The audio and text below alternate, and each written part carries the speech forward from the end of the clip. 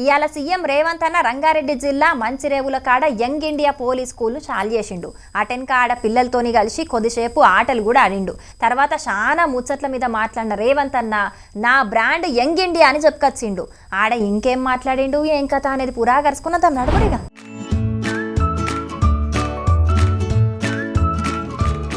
రంగారెడ్డి జిల్లా మంచిరేవుల దగ్గర young India police స్కూల్ను మంత్రులు, ఎమ్మెల్యేలు, పోలీస్ అధికారులతోని కలిసి షాల్ చేసిన సీఎం రేవంత్ అన్న ఆ స్కూల్ యూనిఫామ్ ను కూడా ఓపెనింగ్ చేసిండు. అటెన్క పిల్లలకు యూనిఫాము, స్టేషనరీ, వాళ్ళకి అక్కరేకచ్చే వస్తువులుండే మ్యాజిక్ బాక్స్ ని ఇచ్చిండు. ఇక ఆడ పిల్లలతోని కలిసి కొద్దిసేపు ఇట్లా ఫుట్బాల్ ఆడిండు.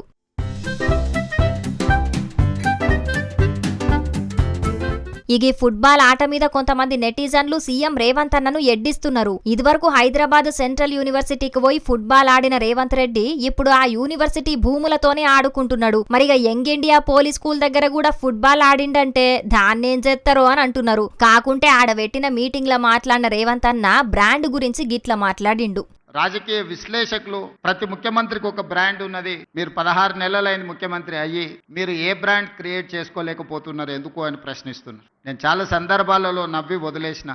ఎందుకంటే ప్రశ్న అడిగేవాళ్ళు నేను ఏ బ్రాండ్ కోసం ప్రయత్నం చేస్తున్నో వాళ్ళు అవగాహన చేసుకునే పరిస్థితుల్లో లేరు అని. మొట్టమొదటిసారి 2 రూపాయలకు కిలో బియ్యం ఇచ్చిన ఎన్టీ రామారావు గారు పేదవాడు తెల్లన్నం తిన్నప్పుడల్లా వారిని గుర్తు చేసుకుంటాడు. ఐటీ కంపెనీలను, హైటెక్ సిటీని ఇవి చూసినప్పుడు చంద్రబాబు నాయుడు గారు గుర్తొస్తాడని చెప్తారు. అదేవిధంగా జలయజ్ఞం, వ్యవసాయాన్ని ప్రాధాన్యతగా తీసుకొని ఉచిత కరెంటు నుంచి సాగునీటి ప్రాజెక్టుల వరకు రైతుల సమస్యలను చర్చించినప్పుడు రైతు బాంధవుడుగా డాక్టర్ వైఎస్ రాజశేఖర రెడ్డి గారు గుర్తొస్తారు. సరే, ఇంకొంతమంది కొన్ని రకాలుగా కొన్ని బ్రాండ్స్ క్లెయిమ్ చేస్తూ ఉంటారు. ఉద్యమకారులమని, తెలంగాణ ప్రదాతలమని. వాళ్ళ గురించి నేను పెద్దగా చర్చించదలుచుకోలేదు.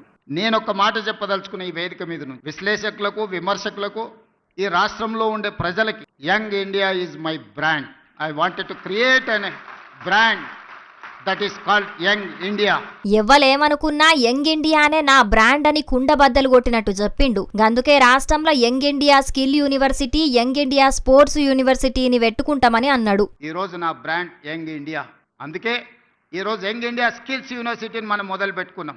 యంగ్ ఇండియా స్పోర్ట్స్ యూనివర్సిటీని మనం మొదలు పెట్టుకుంటున్నాం. యంగ్ ఇండియా స్పోర్ట్స్ అకాడమీని మనం మొదలు పెట్టుకుంటున్నాం. నేను సౌత్ కొరియా విజిట్ చేసిన ఈ మధ్యకాలంలో మా మిత్రుడు శ్రీధర్ బాబు గారితో.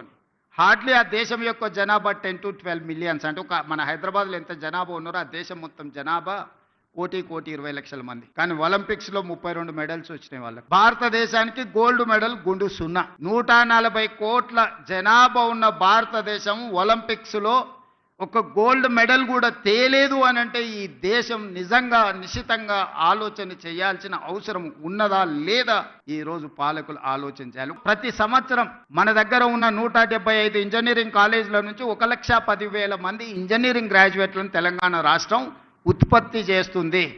ఇందులో నాణ్యత ఎంత అని అంటే ఎవరి దగ్గర దీనికి జవాబు లేదు. ముఖ్యంగా నా నియోజకవర్గం నుంచి పేదవాళ్ళు వస్తుంటారు. సార్, నువ్వు ముఖ్యమంత్రి గారివి, ఎలాంటి పెద్ద కంపెనీలకు చెప్తే మా పిల్లోడికి ఉద్యోగం వస్తుంది. ఆ కంపెనీ వాళ్ళతో మాట్లాడితే వాళ్ళు అతన్ని ఇంటర్వ్యూ చేస్తే ఆయన అప్లికేషన్ ఫామ్ కూడా నింపుకోలేకపోతున్నాడు. సార్, ఏ రకంగా ఉద్యోగం ఇవ్వాలి? అందుకే ఈరోజు ఆలోచన చేసి 1,10,000 మంది ఇంజనీరింగ్ గ్రాడ్యుయేట్లను ప్రతి సంవత్సరం తయారు చేస్తున్న తెలంగాణ రాష్ట్రం వాళ్ళకి సాంకేతిక నైపుణ్యం నేర్పించాలి. ప్రపంచ దేశాలలో, ముఖ్యంగా మిడిల్ ఈస్ట్ కంట్రీస్లో, డెవలప్డ్ కంట్రీస్లో కూడా చాలా ఆపర్చునిటీస్ ఉన్నాయి. కానీ డిమాండ్ సప్లైలో ఉన్న గ్యాప్తో మనం ఏం చేసుకోలేకపోతున్నాం. అందుకే ఆ గ్యాప్ను ఫిల్ చేయడానికి, డిమాండ్ అండ్ సప్లైలో ఒక బ్రిడ్జ్ బిల్డ్ చేయడానికి యంగ్ ఇండియా స్కిల్స్ యూనివర్సిటీని మనం ప్రారంభించుకున్నాం. యంగ్ ఇండియా నా బ్రాండ్ అని మీరు చెప్పుకునుడు మంచిగానే ఉన్నది గాని మీ బ్రాండ్ అని చెప్పుకున్నందుకైనా యంగ్ ఇండియా స్కిల్ యూనివర్సిటీ పనులు జల్దీనే పూర్తి చేసి విద్యార్థులు చదువుకొని ఉద్యోగాలు సంపాదించుకునేటట్టు జయ్యుండ్రి. అట్లనే యంగ్ ఇండియా ఇంటిగ్రేటెడ్ రెసిడెన్షియల్ స్కూళ్లను అన్ని నియోజకవర్గాల్లో తొందరగా కట్టించి విద్యార్థులకు మెరుగైన సౌలతులతోని చదువు చెప్పియాలని అంటున్నారు. సౌలతులు లేని సర్కార్ బళ్లల్లో పిల్లలను చదివిస్తున్న విద్యార్థుల తల్లిదండ్రులు. చూడాలి మరి, విద్యాశాఖను సీఎం రేవంత్ అన్న దగ్గరనే పెట్టుకున్నాడు కాబట్టి వచ్చే 7 నుంచి సర్కార్ స్కూళ్ల హాలతి ఎట్లా మారుతుందో.